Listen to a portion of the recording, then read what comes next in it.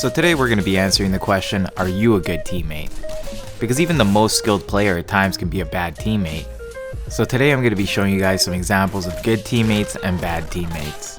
This was me failing my team. For a little bit of flashiness, I ended up going down, and now they're in the awkward situation of having to come get me.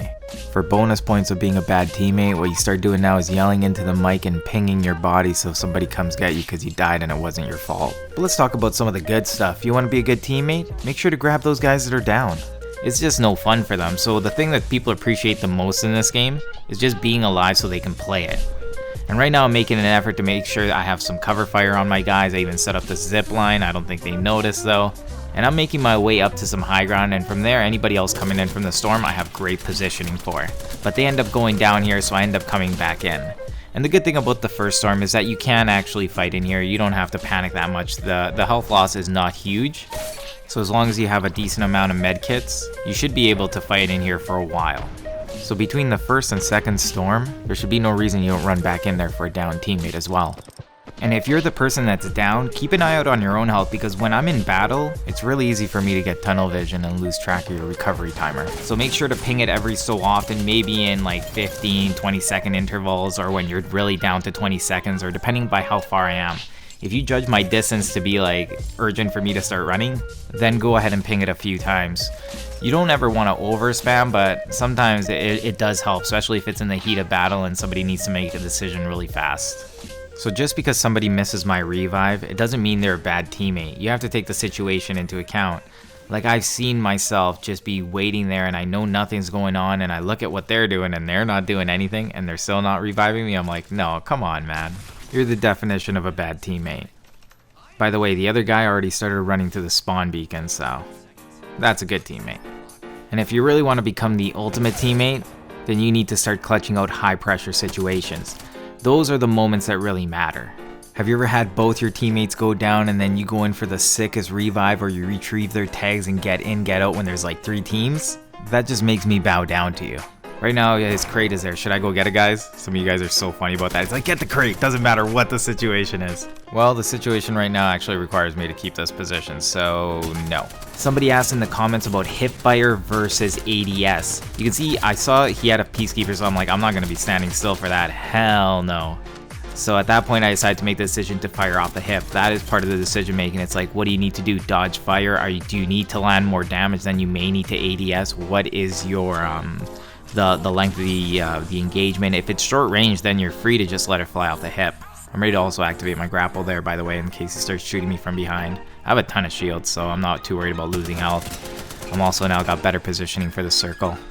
So at some point he's gonna have to jump off of there.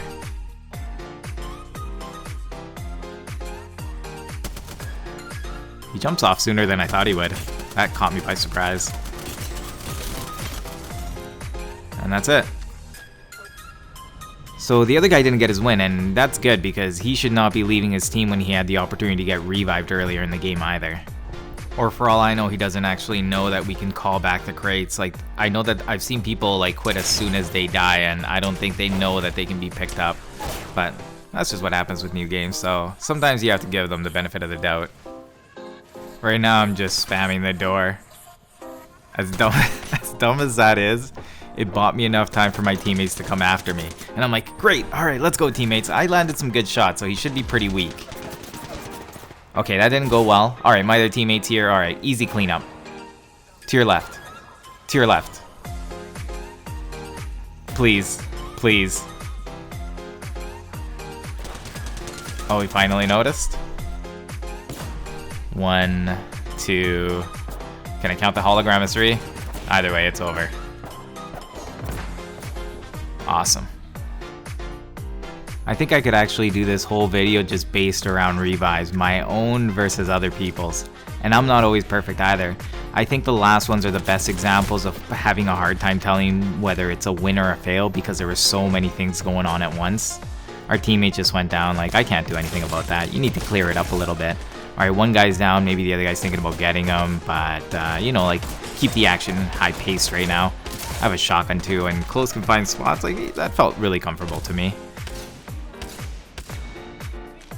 There was a couple of things that I struggled with earlier on. It's when people were downed, I was so thirsty all the time for some reason. Like, I just could not stop shooting at them. And I started noticing that these little shields, like, they just add so much life. And sometimes you can actually strafe pretty good while you're on your knees. So you don't want to be spending that additional time shooting the guy that's down when his teammate's about to get to you. By the way, our guy quit out. The guy that rushed in right away didn't even wait for us to revive him. So now we're shorthanded 2v3 in most scenarios. By the way, he's on his knees, his teammate's probably close by, so you don't always want to take the extra time to be shooting these shields to complete the kill. Alright, let's just take a break from this. We're going to be right back though. This is a game that we ended up taking in the end, but I want you to see how much time I ended up spending here. Like, I just wanted to experiment at this point. But this is the time that it really drove the point home. Like, I'll never do this again. This is a stupid amount of time. Yeah. So don't do that. Alright, we're gonna jump right back into the last clip. This one is probably the hardest one to be like, is it a win or a fail?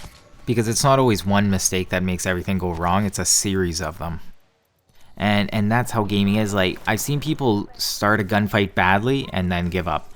In a game like this, the gunfight can last so long. Even if you have the wrong weapon, you can typically do something in between to help give you an advantage. And you're going to see me make little tweaks. Like, one of the mistakes I made was being slow because I decided to loot a little bit before coming up to my teammate. And he was in a gunfight while I was looting. So that is not good, alright? He's going to go ahead and ping the enemy. That's a good teammate. I did not actually see that as fast as he pinged it. So he did help me out there. Now I'm going for the revive. This is me doing my good job. So right now I clutched it out. I killed 2 guys, got the revive. I did not health up right away. Was not expecting these guys. But this is me taking my Hail Mary. And maybe with the Skull Piercer, I finished that guy off. But you see how you have to take these big risks when you make mistakes in order to try to counteract them? That was my last stand right there. And I feel really good about what I did. Like, that was the perfect decision after making a bad decision, like just jumping back and not healing or worrying about anything like that. I was wondering if they should make this faster. Like, do you really want to be staring at that screen? I would like if it was optional, because sometimes you want to stay on that screen so you can see what's happening and then inform your teammates. But it would also be nice if you can't see anything for you to just switch off of it so you can at least see what's going on and keep you in the action. So he ended up running off so he could heal, and I understand that. It's a very hard call to make. Do you want to go team shoot as soon as you get revived even though you have no health? Because sometimes just being at a different angle than your teammate and shooting, like, you're not going to get shot at because you're not the primary focus. But it's an extremely hard decision to make. Alright, I have 40 seconds. Like, he has some time to play around right now.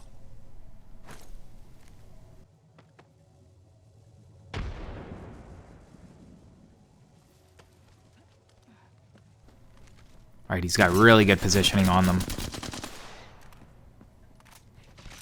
I don't know why he dropped down. That was probably an accident. The mantling animation is what really cost him here. If not, his gun would have been out sooner. Or if he wouldn't have fell at all, he would have just kept the positioning.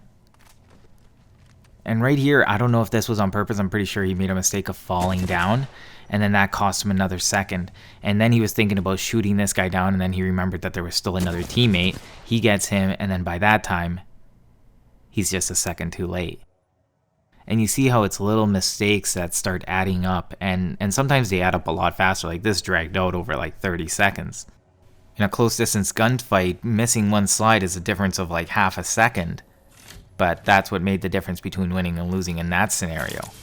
So don't always think that just because you've made one mistake that you can't recover, especially depending on the situation. On long distance fights, the biggest mistake I see people do is just, you're poking at them and all of a sudden they just panic, or for whatever reason they run out of cover and just try to mow you down, and then you keep the positional advantage and just finish them. If you get good shots off, great, start pushing in. But if the distance is too great, and you can't make that distance up quickly with either a zip line or some sort of ability, then usually by the time you get there, they're going to be healed up. So you can't always just rush in after doing damage and expect them to still not have healed. Like, it's a big risk for you to do a push like that. And the reason I'm bringing this up is because that's part of being a good teammate. It's being able to push with your team, not making your team try to babysit you. You'd be surprised how distracting one bad player can be in a squad, because you instinctively want them to do well. You want to protect them. And then there's the other teammates that just don't do anything, and that can almost cost you just as much because you're not sure of what they're actually able to do. Sometimes you expect some people to be covering your flank, and then they're not. Like, being a good and being a bad teammate, like, you're gonna be both. Like, there's no way not to be both. Should I have canceled that heal? I got one headshot, a body shot. I probably could have gotten one more shot off if I canceled it. That could have saved my teammate. I start shooting the down guy, which is a huge no. Now I'm in the crossfire, and now I'm dead. So question is, am I a good teammate for flying in here? I think out of all the mistakes I made, the worst one was actually diving in there trying to go for the revives. So for those of you who think you're good teammates just because you're the first one to dive onto a crate or onto a downed guy, because you have the philosophy that no man should be left behind, and if one is, everybody has to die, I think that's a lazy approach to being a good teammate. So here's your food for thought for this episode. I hope you guys enjoyed it. This is Paper, cut to you, and I'll see you guys next time. I'm subscribing now.